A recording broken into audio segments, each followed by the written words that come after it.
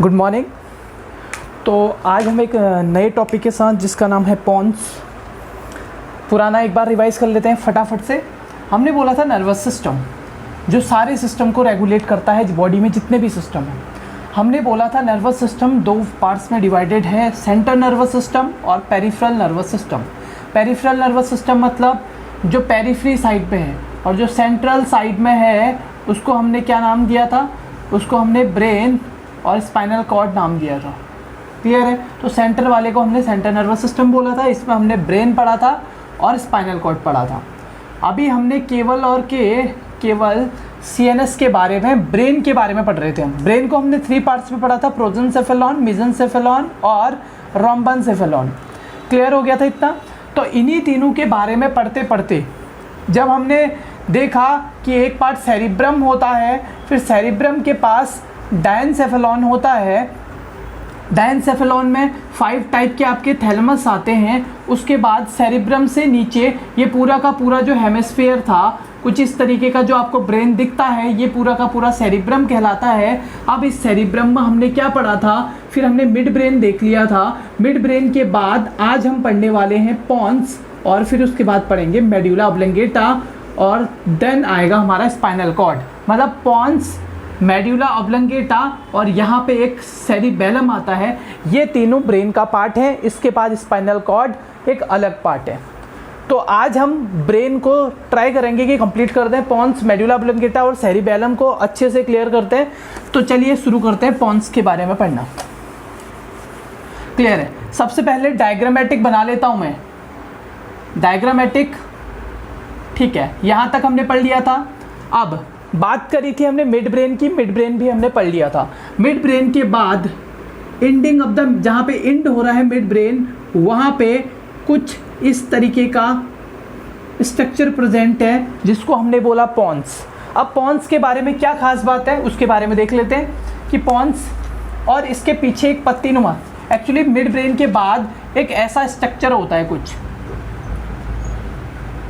एक ऐसा स्ट्रक्चर होता है, ठीक है। ये पीछे की तरफ रहता है, लेकिन आगे की तरफ तो हमारा पॉन्स और मेडुला ही रहता है।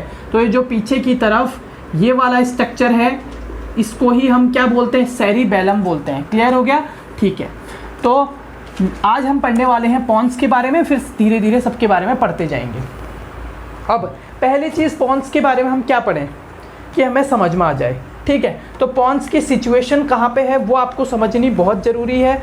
और इसका पहली चीज़ इसके बारे में मैं बता दूं, लोकेशन। सबसे पहले हम लोकेशन ही पढ़ते हैं। तो लोकेशन में आपको पता है जहाँ पे सेरिब्रम ख़त्म हो रहा है, या मिड ब्रेन के बाद हमारा आफ्टर मिड ब्रेन में लिख सकता हूँ उसको, या ऐसा लिख सकता हूँ continue from mid brain and connect the medulla oblongata to the mid brain। अब ये जो बात लिखी है इसको समझ लेते हैं। मैंने बोला ये मिड ब्रेन था। अब हम बात कर रहे हैं इस पॉन्स की। तो पॉन्स क्या है? पॉन्स वो स्ट्रक्चर है जो आपका मेडुला ऑब्लंगेटा नीचे प्रेजेंट है, उसको किससे जोड़ रहा है? मिड ब्रेन से जोड़ रहा है। मिड ब्रेन से जोड़ने वाला स्ट्रक्चर ये वाला क्या है? पॉन्स है। क्लियर हो गई इतनी बात? दूसरी बात इसके बारे में पढ़ते हैं। दूसरी बात है इसके साइज़ के बारे में। तो हमने मिड ब्रेन का साइज़ पढ़ा था। तो साइज़ में हमने पढ़ा था मिड ब्रेन का जो साइज़ होता है वो 2.5 होता है। तो पॉन्स का भी आपको अच्छे से याद हो जाएगा। मिड ब्रेन और पॉन्स लगभग बराबर होते हैं, तो ये भी 2.5 सेंटीमीटर इसका साइज़ होता है। क्लियर हो गया? ठीक है। तीसरी चीज़ पॉन्स के बारे में, पॉन्स भी दोनों मैटर यानी कि ग्रे और वाइट मैटर दोनों से मिलके बना रहता है। क्लियर है? अब जो, ठीक है, अब बात करते हैं मेन इसके बारे में। पॉन्स के बारे में इंपॉर्टेंट है क्या चीज़, पॉन्स क्या करता है, इसका फंक्शन क्या है, आखिर ये क्या करता है बॉडी में, ठीक है। तो ये मैं पॉन्स बना रहा हूँ, ये मेडुला बना रहा हूँ नीचे वाला, ठीक है। तो पॉन्स में सबसे पहले मैंने बोला ग्रे मैटर भी होता है, वाइट मैटर भी होता है। ग्रे मैटर को हम न्यूक्लियाई बोलते हैं। तो इसमें कुछ न्यूक्लियाई पाए जाते हैं, उनको भी बाद में डिवाइड करेंगे। तो पहले आपको मैं बता दूं कि उसमें क्या क्या चीज़ें होती हैं। तो इसमें 2 होते हैं आपके, एक इसको हम बोलते हैं रेस्पिरेटरी सेंटर। क्या बोलते हैं? Respiratory centre. तो ऊपर वाला मतलब पॉन्स और मेड्यूला। एक्चुअली मेन मेड्यूला में होता है क्या, सपोज ये मेड्यूला है, मेड्यूला में भी 2 न्यूक्लियाई होते हैं और यहाँ पे भी 2 न्यूक्लियाई होते हैं। हमारे कहाँ पे? पॉन्स में भी 2 न्यूक्लियाई होते हैं। पॉन्स का जो अपर वाला न्यूक्लियाई होता है उसका नाम अलग है, उसका नाम क्या है? न्यूमोटैक्सिक। क्या नाम है उसका? न्यूमोटैक्सिक। पहले नाम ही नाम याद कर लेते हैं, न्यूमोटैक्सिक। और नीचे वाला जो न्यूक्लियाई है, नीचे वाला जो न्यूक्लियाई है वो क्या है? एपनियोस्टिक। क्या है? एपनियोस्टिक। क्लियर हो गया इतना? न्यूमोटैक्सिक और एपनियोस्टिक 2 न्यूक्लियाई प्रेजेंट है पॉन्स में। क्लियर? यहीं पे हम मेडुला ऑब्लंगेटा को भी पढ़ लेते हैं। मेडुला ऑब्लंगेटा में हम इनका कोई स्पेसिफिक नाम नहीं रखते। हम क्या नाम रख देते हैं? जैसे आपको पता होगा एक होता है डॉर्सल, एक होता है वेंट्रल। अगर नहीं पता तो हमने एनाटमी लास्ट करने वाले हैं, पता होना चाहिए था। डॉर्सल एंड होता है अपर वाला, ये वाला पार्ट जो भी होता है हमारा डॉर्सल एंड होता है, वेंट्रल एंड नीचे वाला पार्ट होता है। तो डॉर्सल इसको बोलते हैं डॉर्सल और इसको बोलते हैं, मेडुला की बात कर रहा हूँ, डॉर्सल और नीचे वाला होता है आपका वेंट्रल। ये 2 न्यूक्लियाई होते हैं। ठीक है, अगर मैं इनके पूरे नाम की बात करूं, ठीक है, तो डॉर्सल ग्रुप ऑफ न्यूक्लियाई बोला जाता है इसको।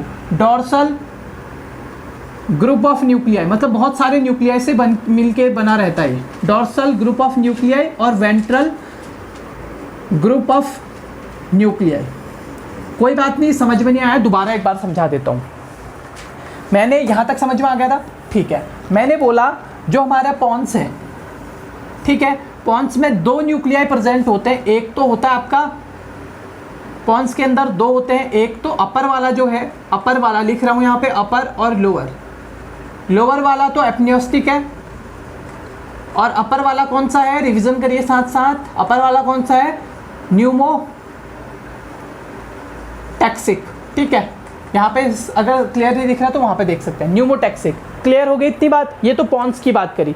अब जो मेडुला ऑब्लंगेटा की बात कर रहे हैं हम, मेडुला ऑब्लंगेटा में भी 2 न्यूक्लियाई हैं। जो अपर वाला है उसको डॉर्सल ग्रुप ऑफ न्यूक्लियाई, यानी कि आप शॉर्टकट में लिख सकते हैं इसको DGN, dorsal group of nuclei और वेंट्रल ग्रुप ऑफ न्यूक्लियाई, ये दोनों होते हैं। क्लियर हो गई इतनी बात? यहीं पे अब समझने वाली जो बात है उसको समझ लेते हैं, बहुत अच्छे से समझना बहुत ज़रूरी है। ठीक है, पहली चीज़, अब ये जो ये दोनों, ये चारों हैं, न्यूमोटैक्सिक, एपनियोस्टिक्स और डॉर्सल वेंट्रल, ये चारों पॉन्स और मेडुला के पार्ट हैं। ठीक है, तो हम इनको क्या नाम देते हैं? एक नाम देते हैं केवल इनको, न्यूमोटैक्सिक और एपनियोस्टिक सेंटर जो पॉन्स का पार्ट है, तो इनको हम नाम दे देते हैं पोंटाइल, TILE, पोंटाइल रेस्पिरेटरी सेंटर। क्या दे देते हैं? पोंटाइल रेस्पिरेटरी सेंटर। अगर आपसे कोई पूछे कि पोंटाइल रेस्पिरेटरी सेंटर कहाँ पे है तो आप कह सकते हैं पॉन्स पे है। क्लियर हो गई इतनी बात? अब रेस्पिरेटरी सेंटर क्यों बोल रहे हैं इनको, इसके बारे में हम डिस्कस करने वाले हैं। क्लियर? ठीक है, तो पहली बात करते हैं किसके बारे में? पहली बात करते हैं आपके पॉन्स के जो 2 न्यूक्लियाई थे। एक तो था न्यूमोटैक्सिक, ठीक है, अपर वाला। अब ये न्यूमोटैक्सिक का काम क्या है? बहुत ध्यान से देखिएगा। ठीक है, ये न्यूमोटैक्सिक का काम क्या है? न्यूमोटैक्सिक का काम पढ़ने से पहले हमको पढ़ना पड़ेगा एपनियोस्टिक का काम। क्या पढ़ना पड़ेगा? एपनियोस्टिक का काम। एपनियोस्टिक सेंटर और न्यूमोटैक्सिक सेंटर आप नाम रख सकते हैं इनके, सेंटर। अब पॉन्स के अंदर जो न्यूमोटैक्सिक सेंटर है इसका काम क्या है और एपनियोस्टिक सेंटर का काम क्या है? दूसरी तरफ मेडुला ऑब्लंगेटा को भी साथ में पढ़ना जरूरी है क्योंकि इसमें भी डॉर्सल ग्रुप ऑफ न्यूक्लियाई और वेंट्रल ग्रुप ऑफ न्यूक्लियाई होता है। अब इन चारों को समझ लेते हैं तो हमको पॉन्स और मेडुला ऑब्लंगेटा समझ में आने वाला है बहुत आसानी से। तो अगर आपको कोई भी पूछे डॉर्सल ग्रुप ऑफ न्यूक्लियाई का काम क्या होता है तो आपको एक चीज़ याद रखनी है, यही इनिशिएशन करवाता है किसका? Initiation of respiration. या मैं बोल सकता हूँ इनिशिएशन ऑफ इंस्पायरेशन, आप रेस्पिरेशन लिख सकते हैं। क्लियर है?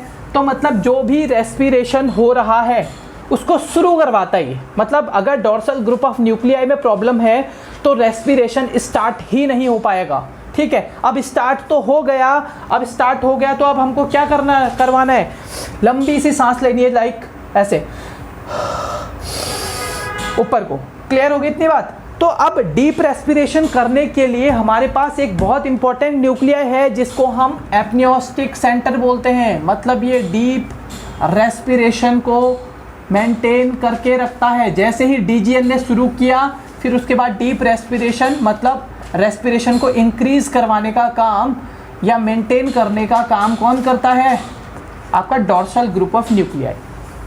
क्लियर हो गया?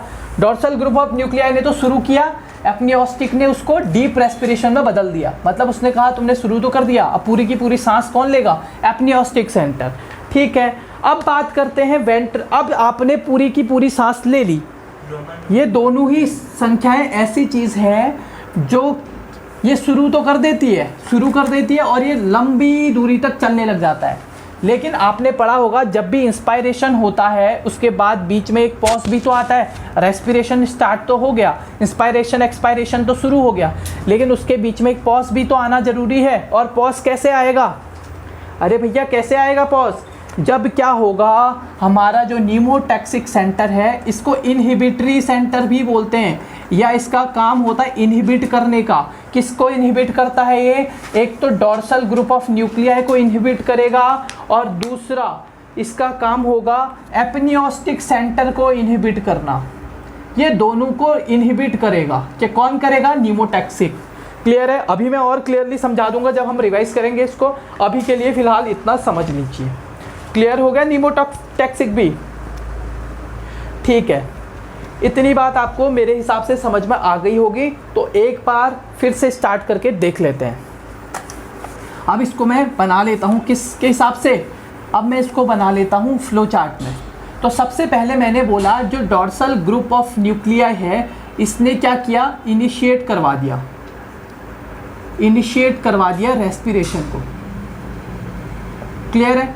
जैसे ही इनिशिएट हो गया रेस्पिरेशन, उसको फिर डीप इंस्पायरेशन या डीप ब्रीथ में किसने चेंज किया?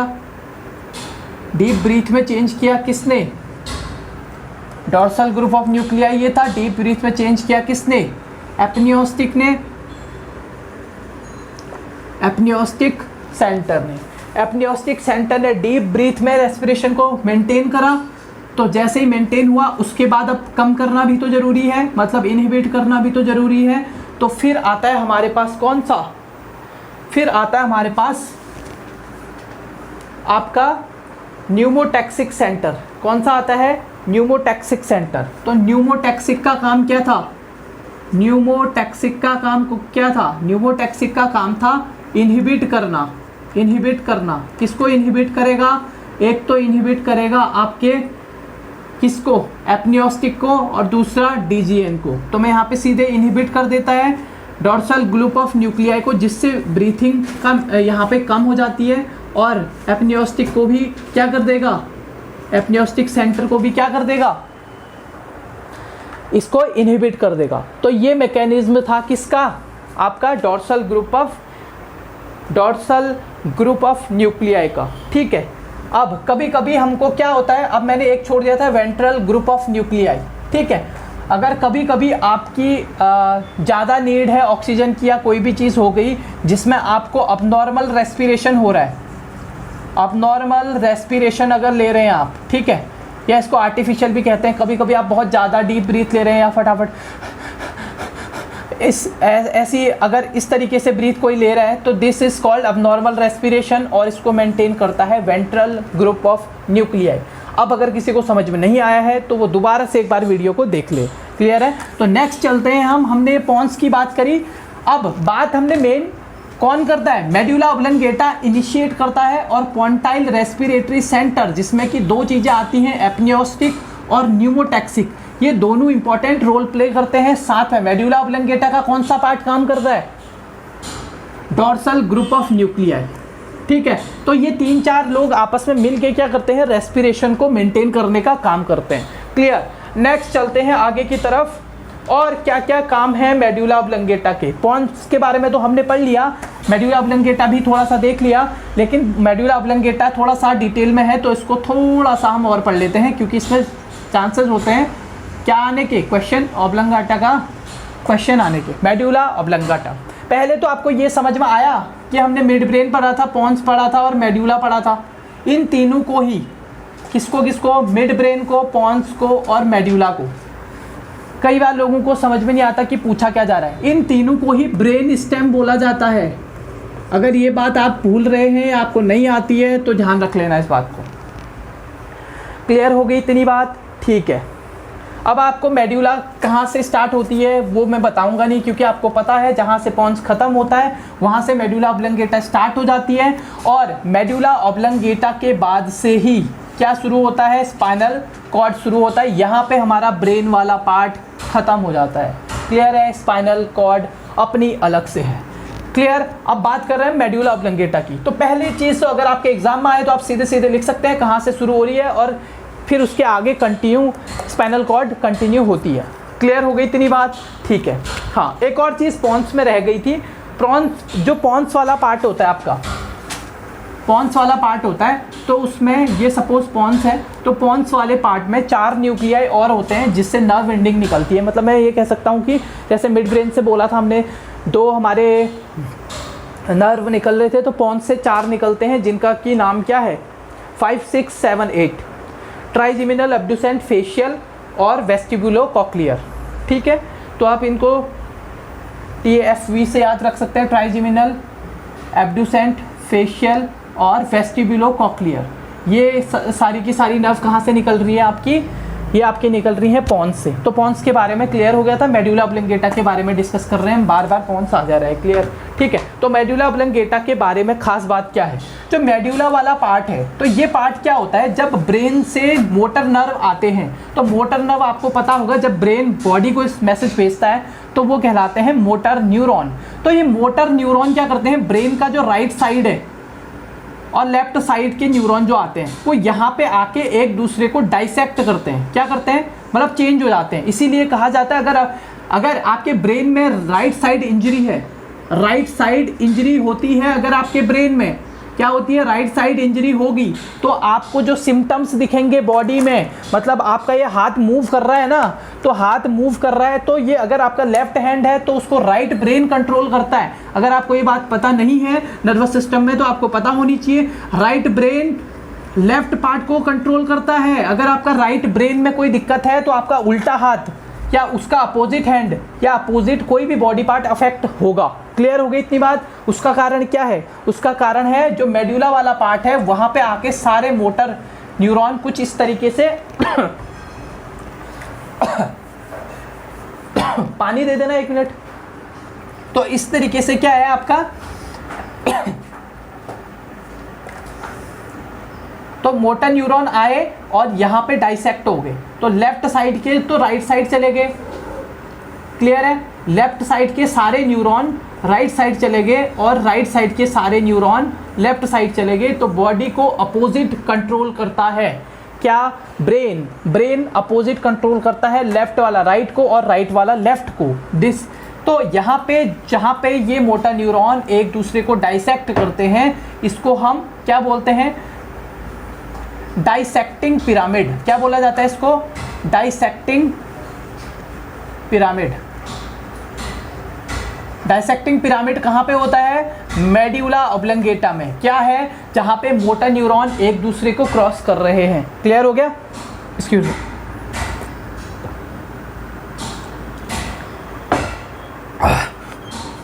सॉरी। तो डाइसेक्टिंग पिरामिड आपको पता चल गया क्या होता है। क्लियर? मेडुला ऑब्लंगेटा का ही पार्ट है। अगली बात करते हैं, एक बहुत इंपॉर्टेंट फंक्शन जो मेडुला ऑब्लंगेटा करता है, वो क्या करता है, मेडुला ऑब्लंगेटा में ही एक न्यूक्लियाई होता है जिसको हम ट्रैक्टस सॉलिटोरिस बोलते हैं। क्या बोलते हैं, ट्रैक्टस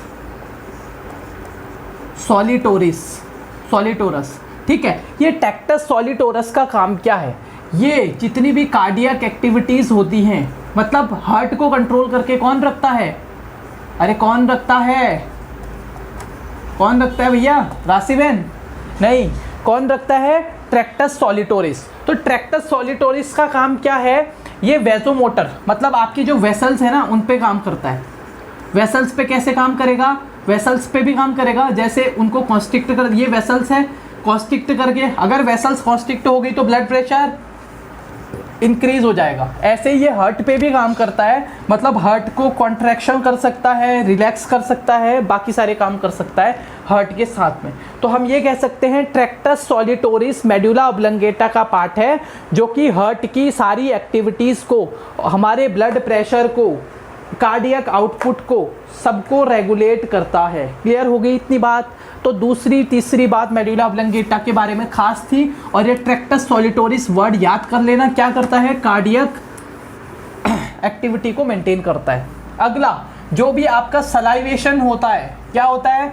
सलाइवेशन, अगला इंपॉर्टेंट। तो सलाइवेशन भी कौन करता है? उसके लिए रिस्पॉन्सिबल है मेडुला ऑब्लंगेटा। उसके अलावा एक और वर्ड जो आपने सुना होगा, डीग्लूटिटेशन। तो डीग्लूटिटेशन क्या होता है? या डीग्लूटेशन क्या होता है? डीग्लूटेशन का मतलब होता है स्वेलोइंग। जब आप स्वेलो करते हैं ना किसी भी खाने को या कोई भी चीज़ को स्वेलो अप करते हैं, तो स्वेलोइंग के लिए भी कौन रिस्पॉन्सिबल है आपका? Medulla oblongata. उसका जो डीग्लूटेशन सेंटर होता है वो रिस्पॉन्सिबल है आपके किसके लिए? DGLUTATION। ठीक है, डीग्लूटेशन सेंटर बोला जाता है जो आपके स्वेलोइंग वाले रिस्पॉन्स को या सेंटर को रेगुलेट करता है। एक बहुत इंपॉर्टेंट, सबसे इंपॉर्टेंट आपको जो एग्जाम में आता है वो ये पूछा जाता है कि आपका जो रिफ्लेक्सेस हैं, रिफ्लेक्स का मतलब यहाँ पे हम जो भी आपके गैस्ट्रिक या रेस्पिरेटरी रिफ्लेक्सेस हैं।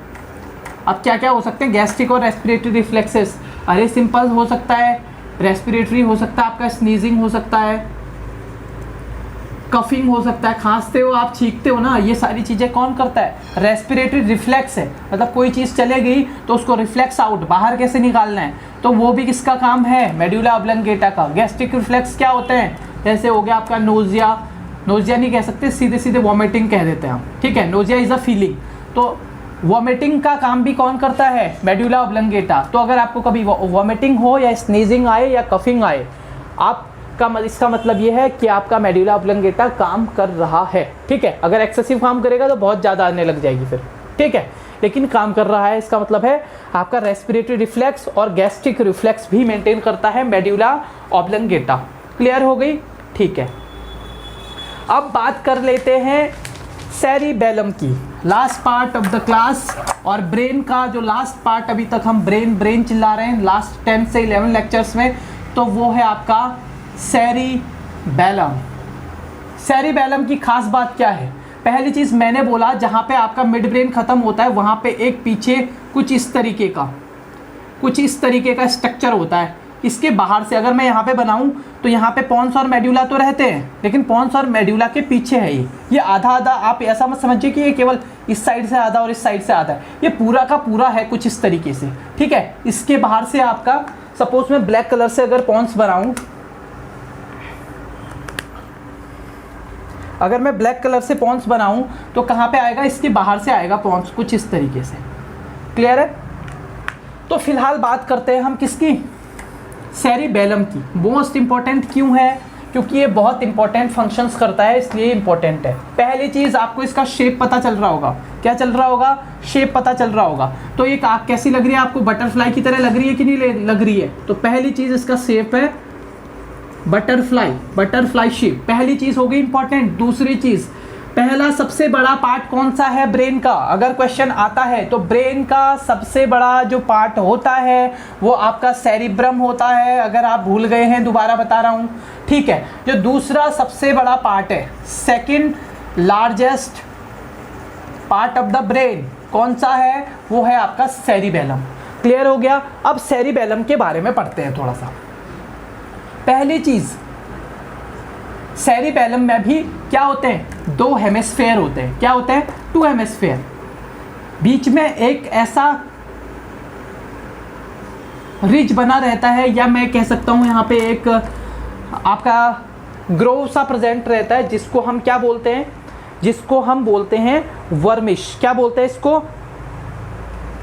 जो दोनों हेमिस्फेयर को कनेक्ट कर रहा है उसके लिए हमने एक नाम जोड़ दिया वर्मिस। क्या जोड़ दिया?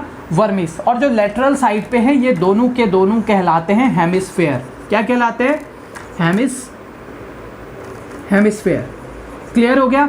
लेकिन अब बात कर रहे हैं सेरिब्रम की, तो हम इसको सेरिब्रल हेमिस्फेयर तो नहीं बोल सकते, तो हम इसको क्या बोलेंगे? Cerebellar hemisphere. सेरिबेलम के पार्ट है तो cerebellar hemisphere is a part of cerebellum.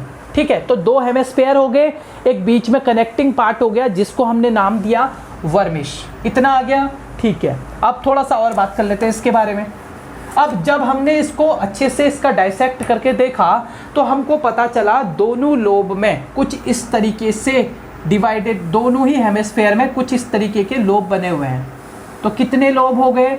दो तो हेमिस्फेयर हो गए और तीन क्या हो गए? लोब हो गए। अब मैंने नाम लिख दिए इसमें। तो सबसे पहला वाला जो सबसे ऊपर वाला है वो कहलाता है एंटीरियर लोब, सबको पता है आपको, इसीलिए एंटीरियर लिखा है। और पीछे वाला सबसे नीचे वाला वो कहलाता है पोस्टीरियर लोब। अब बीच वाला जो होता है इसको बोलते हैं फॉलिक्यूलो नोड्यूलर लोब। क्लियर है? इतनी बात समझ में आ गई आपको? अगर नहीं भी आई है तो इतना लिख लीजिए, दोबारा से एक बार अच्छे से सेरिबेलम को क्लियर करते हैं, फिर आपको समझ में आ जाएगा। क्लियर हो गई इतनी बात? ठीक है, लिख लिया होगा आपने? ठीक है, अब फटाफट से हमने सेरिबेलम के बारे में क्या क्या चीज़ें पढ़ी थी वो हम राइट डाउन कर लेते हैं। आप लोग नोट्स बना रहे होंगे, इस वजह से मैं बार बार रिपीट कर रहा हूँ और बार बार लिख रहा हूँ।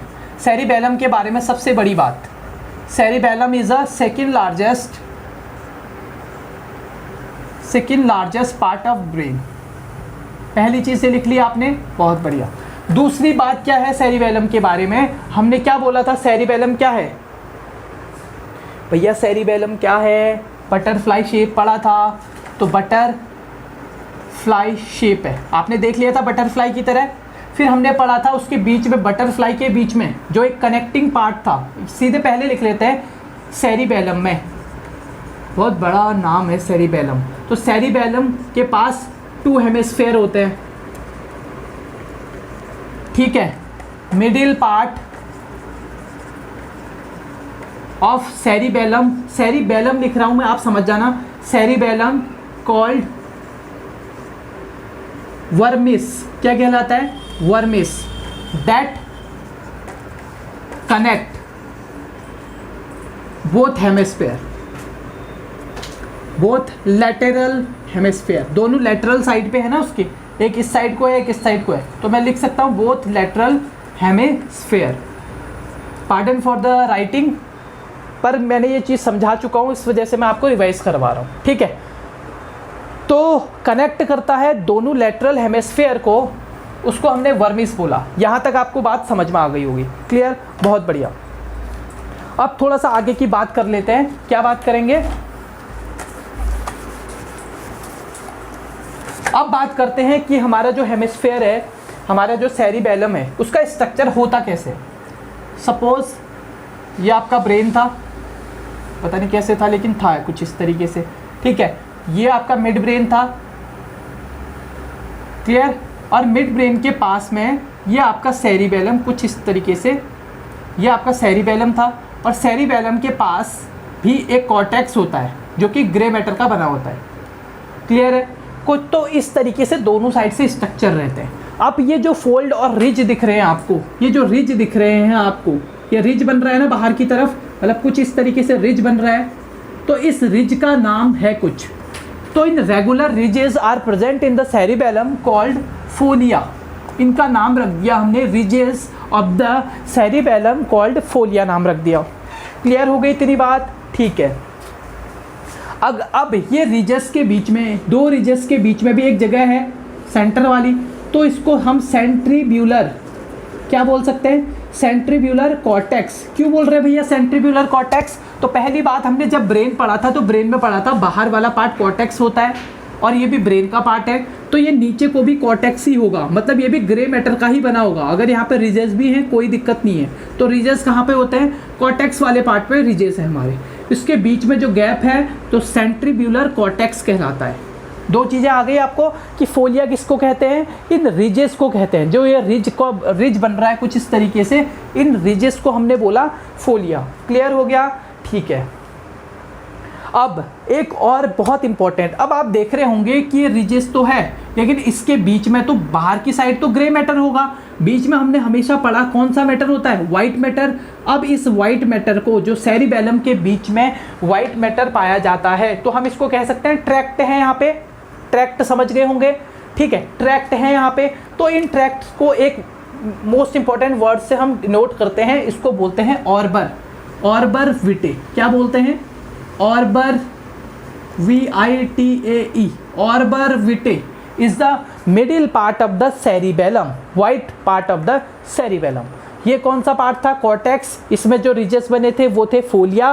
बीच का जो सेंट्रीब्यूलर पार्ट था वो सेंट्रीब्यूलर कॉर्टेक्स। इतनी बात आपको अगर समझ में आ गई है तो आगे की तरफ चलते हैं। ठीक है, अब बात करते हैं, हमने 3 पार्ट पढ़े थे और इसके एंटीरियर पोस्टीरियर हमने पढ़ा था कि इसमें जो लोब होते हैं, एक एंटीरियर होता है एक पोस्टीरियर होता है। तो इन दोनों ही एंटीरियर और पोस्टीरियर लोब का काम क्या है? तो एंटीरियर और पोस्टीरियर लोब का काम होता है जब कभी भी आप कॉन्शियस नहीं होते, सब कॉन्शियस होते हैं। ठीक है, सपोज आपको पता नहीं है, आपने कील के ऊपर पैर रख दिया या आप सोए हुए हैं, आपको किसी चीज़ ने काट लिया, तो आप वहाँ से पैर हटा लेते हैं और आप उस टाइम पे कॉन्शियस नहीं होते। तो सब कॉन्शियस जो आप स्केलेटल मसल, मतलब अपने बॉडी की मूवमेंट करते हैं, स्केलेटल मसल की मूवमेंट का मतलब आप बॉडी को मूव करते हैं, अपनी बॉडी को मूव करते हैं, तो वो किसकी वजह से हो रहा है? आपका anterior posterior lobe of the cerebellum. तो सब कॉन्शियस स्केलेटल मसल को मूव करना एंटीरियर पोस्टीरियर सेरिबेलम की वजह से हो रहा है। अगर आपको मेरी स्पीड ज़्यादा ही फास्ट लग रही है तो यूट्यूब पे जो भी आते हैं ऑप्शन, उनमें से आता है, उसमें स्लो और फास्ट करने का है, तो आप देख सकते हैं या दोबारा से देख सकते हैं। क्लियर है? तो सब एंटीरियर पोस्टीरियर लोब जो हमने पढ़े थे कि बटरफ्लाई शेप होता है कुछ इस तरीके से, बटरफ्लाई शेप था, इसमें एंटीरियर पोस्टीरियर और बीच वाला फॉलिकुलर नोड्यूलर पार्ट था। एंटीरियर पोस्टीरियर और बीच वाला फॉलिकुलर नोड्यूलर पार्ट था, ठीक है, या लोब था। तो ये एंटीरियर पोस्टीरियर का काम तो होता है स्केलेटल मसल को क्या करना भैया? मूवमेंट कराना इसका। ठीक है, तो अब हमारा फॉलिकुलर नोड बच गया। जो बीच वाला नोड था वो था फॉलिकुलर नोड, फॉलिक्यूलो नोड्यूलर लोब। ठीक है, फॉलिक्यूलो नोड्यूलर लोब। तो फॉलिक्यूलो नोड्यूलर लोब का काम होता है कि जो सेरिबेलम का सबसे इंपॉर्टेंट काम है वो क्या है? इक्विलिब्रियम बनाने का, equilibrium of the body, equilibrium of the body को मेंटेन करने का काम कौन करता है? फॉलिक्यूलो नोड्यूलर लोब करता है, इक्विलिब्रियम ऑफ द।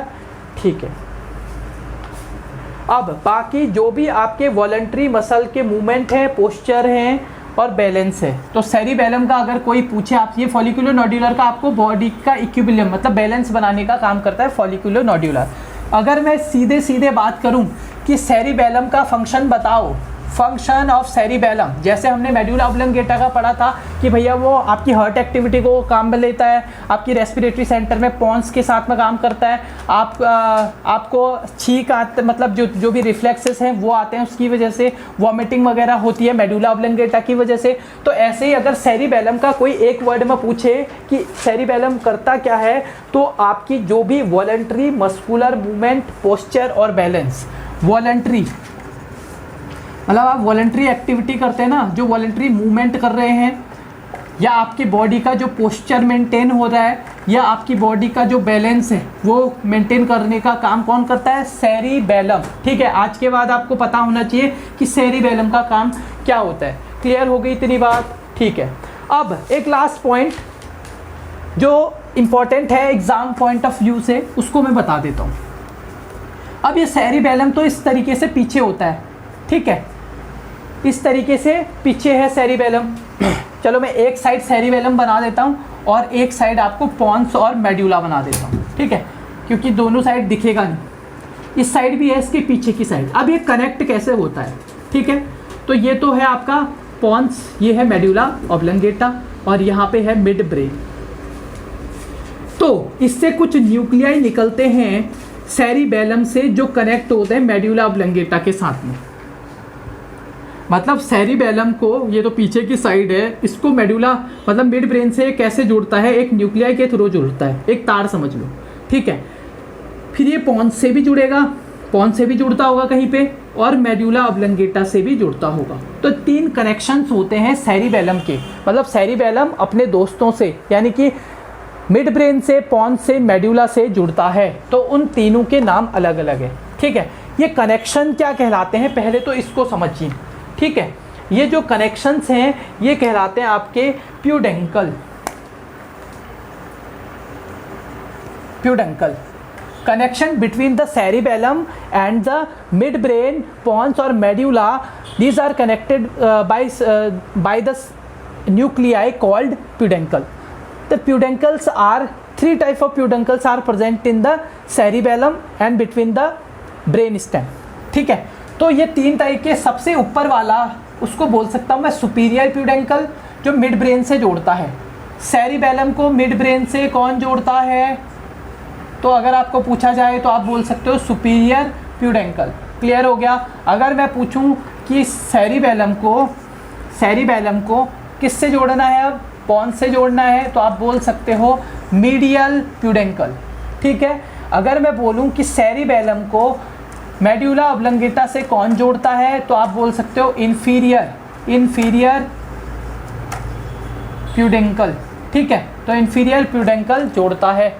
क्लियर हो गई इतनी बात। इसको एक बार दोबारा समझ लेते हैं। Connection between the midbrain called क्या, superior peduncle. Connection between the pons and cerebellum called medial peduncle. Connection between the cerebellum and medulla oblongata called inferior peduncle. तो इसकी लोकेशन के हिसाब से इनको इस तरीके से बांटा गया है। तो यहाँ पे हमारा कंप्लीट होता है ब्रेन। क्या कंप्लीट होता है, ब्रेन कंप्लीट होता है। सबसे इंपॉर्टेंट पार्ट अब हम पढ़ने वाले हैं स्पाइनल कॉर्ड। बहुत ज़रूरी है स्पाइनल कॉर्ड, क्योंकि ब्रेन तक तो सारे पढ़ लेते हैं, स्पाइनल कॉर्ड में बहुत सारे चेंजेस आते हैं। वो चेंजेस क्या क्या हैं, मतलब आपके ब्रेन में आपने पढ़ा होगा आउटर साइड तो कॉर्टेक्स का होता है, मतलब एक ग्रे मैटर का होता है, बीच में वाइट मैटर होता है। इसका ठीक उल्टा होता है हमारे स्पाइनल कॉर्ड में, जिसको हम नेक्स्ट वाले लेक्चर में कंटिन्यू करेंगे। क्लियर है, ठीक है, थैंक यू।